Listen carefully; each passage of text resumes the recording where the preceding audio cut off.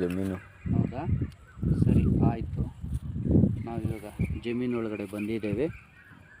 ಇದು ಮಾಟ ಮಂತ್ರ ತಂತ್ರ. ಯಾರೇ ಮಾಟ ಮಂತ್ರ ತಂತ್ರ ಮಾಡಿ ಕೆಲವು ವಸ್ತುಗಳನ್ನು, ಅದು ನಿಂಬೆಹಣ್ಣು ಆಗಿರ್ಬೋದು, ಯಾವುದೇ ವಸ್ತುಗಳು, ಅದನ್ನು ನೋಡಿ ನಾವು ಚೆಕ್ ಮಾಡ್ತಾ ಹೋಗ್ತಾ ಇದ್ದೀವಿ. ಈಗ ಚೆಕ್ ಮಾಡ್ಕೊಳ್ತಾ ಬಂದ್ವಿ. ನೋಡಿ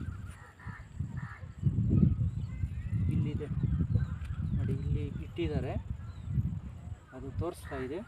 ಸುಮಾರು ವರ್ಷದಿಂದ ಈ ಥರ ಸಮಸ್ಯೆ ಆಗ್ತಾ ಇರೋದು ನೋಡ್ಬೋದು ನೀವು.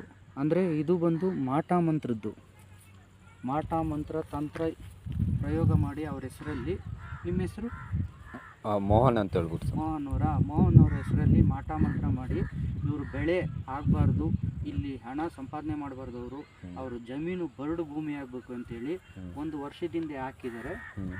ನೀವು ನೋಡ್ಬೋದು ಈ ಜಾಗ ನೋಡಿ, ಇಲ್ಲಿ ನೋಡಿ ಈ ಥರ ಒಂದೇನೋ ಇದು ಮಾಡಿ ಒಳಗಡೆ ಹಾಕಿದ್ದಾರೆ. ನಾವಿವಾಗ ಇದು ಮಾಡಲ್ಲ.